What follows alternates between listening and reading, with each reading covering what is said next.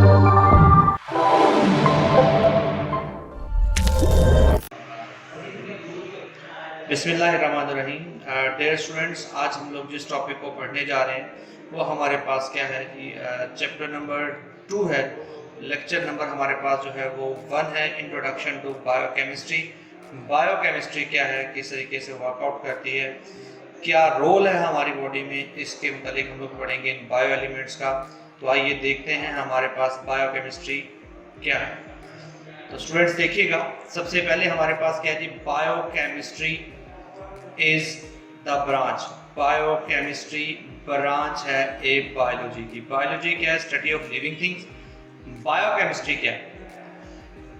Branch of biology that deal with the study of chemical component and the chemical process in living organisms.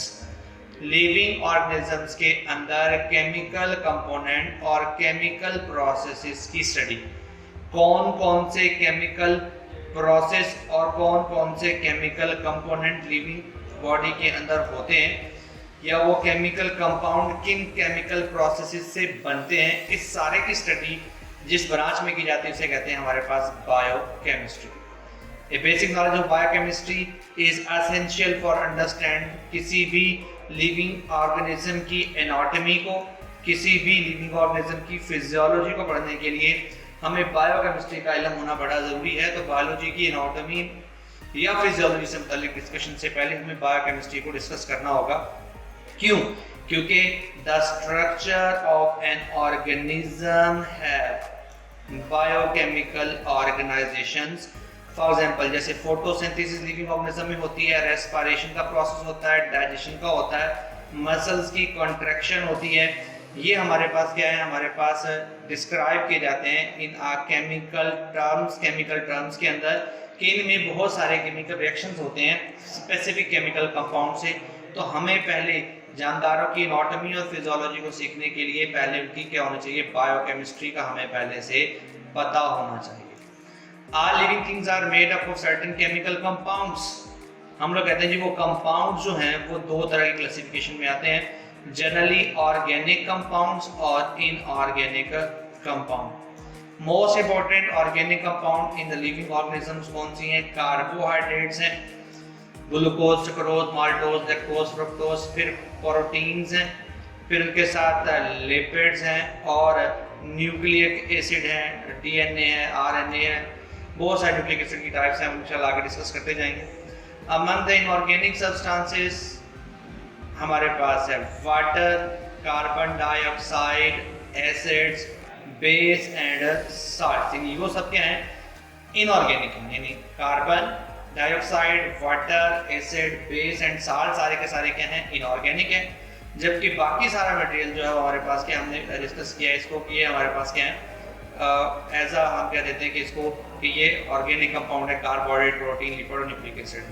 तो ये तो एक cell दिया हुआ है जिसमें उन्होंने बताया कि कितनी परसेंटेज, ये ऑब्जेक्टिव में कई दफ़ा आ चुका है कि वाटर की बैक्टीरिया सेल में कितनी परसेंटेज है, मैमेलियन सेल में कितनी परसेंटेज है, प्रोटीन की कितनी परसेंटेज है, बैक्टीरियल सेल में कितनी परसेंटेज है, मैमेलियन सेल के अंदर, कार्बोहाइड्रेट्स की कितनी परसेंटेज है, 3% है, मैमेलियन सेल में कितनी है। इसी तरह से आरएनए, डीएनए की परसेंटेज, डीएनए जो होता है वो बैक्टीरियल सेल में 1% होता है और ह्यूमन सेल के अंदर कितना होता है?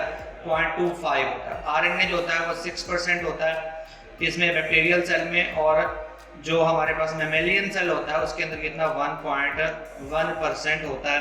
तो हमारे पास क्या है जी, इसमें survival of organism depend upon its ability to take लेना केमिकल कहाँ से, फ्रॉम द एनवायरनमेंट, और उनको यूज कर लेना किसके लिए? To make chemical of a living matter, अपनी बॉडी के लिविंग मैटर को बनाने के लिए।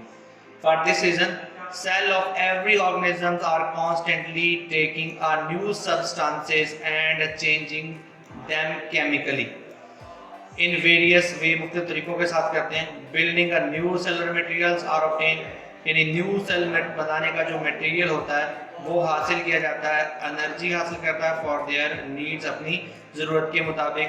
Life on an organism depend upon the case हमारे पास सीजलेस केमिकल एक्टिविटी, हम कहते हैं सीजलेस का मतलब क्या होता है, जो कभी रुक नहीं सकती हैं, हमारी जो लाइफ है वो हमेशा कांस्टेंट केमिकल प्रोसेस के जरिए चलती रहती है, कभी भी इस तरह की एक्टिविटी नहीं है कि हमारा वो प्रोसेस स्टॉप हो जाए।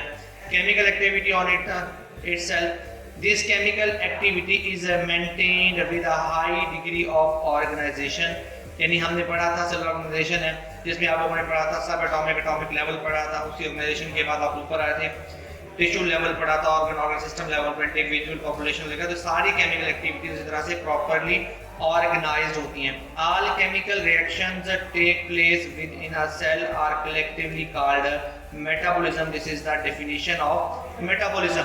वो तमाम केमिकल एक्टिविटी जो एक सेल के अंदर होती है सारों को कहा जाता है मेटाबॉलिज्म। मेटाबॉलिक प्रोसेस कैरेक्टराइज दो हिस्सों में बांटते हैं, पहला हिस्सा होता है एनाबॉलिज्म, दूसरा हिस्सा होता है कैटाबॉलिज्म। यानी मेटाबॉलिज्म को आगे क्या करते हैं, दो हिस्सों में डिवाइड करते हैं, इसकी दो पार्ट्स हैं, दो टाइप्स हैं, एक हमारे पास है एनाबॉलिज्म, दूसरा क्या है आपके पास कैटाबॉलिज्म। अब क्या होगा, वो केमिकल प्रोसेस जिसके अंदर क्या होगा, छोटे छोटे मॉलिक्यूल को जोड़ा जाएगा। The reaction in which simple substances are combined, छोटी सिंपल सब्सटेंसेस आपस में कंबाइंड होती हैं और बनाती हैं कॉम्प्लेक्स लार्ज सब्सटेंसेस को, बड़े मॉलिक्यूल को बनाते हैं। इस प्रोसेस को हम लोग बोल देते हैं कि आपके पास क्या एनाबॉलिक रिएक्शन है। एनाबॉलिक रिएक्शन नीड एनर्जी, इसके लिए एनर्जी की रिक्वायरमेंट होती है, ये एनर्जी को यूज करते हैं तब ये प्रोसेस होता है। लेकिन एनर्जी इज रिलीज्ड कब, दूसरे प्रोसेस में, जब कैटाबॉलिज्म होती है, जिसमें क्या होता है कॉम्प्लेक्स मॉलिक्यूल को इनटू सिंपलर वन में तोड़ा जाता है। ऐसी रिएक्शन जिसमें कॉम्प्लेक्स या बड़े सब मॉलिक्यूल्स को छोटे मॉलिक्यूल में डिवाइड किया जाता है और इस काम के लिए एनर्जी क्या होती है, हमें रिलीज होती है, मिलती है। Reaction are called catabolisms. Anabolism and catabolism reactions go hand to hand in the living organism, दोनों ही कॉन्स्टेंटली होते रहते हैं, साथ साथ चलते रहते हैं, एक दूसरे के मिलकर चलते हैं। कोई हिस्सा कैटाबॉलिज्म कर रहा है, कोई हिस्सा एनाबॉलिज्म कर रहा है, मॉलिक्यूल बन भी रहे हैं और मॉलिक्यूल टूट भी रहे हैं। Complex molecules are broken down and resulting, हमारे पास क्या होता है, सिमिलर मॉलिक्यूल्स आर रीयूज, जो बनते हैं उनको दोबारा से इस्तेमाल कर लिया जाता है, फिर वो दोबारा से बनाए जाते हैं, फिर वो दोबारा से रिवाइज कर देते हैं for new complex molecule. Interconversion of carbohydrates, proteins, lipids occur continuously in the living of cell.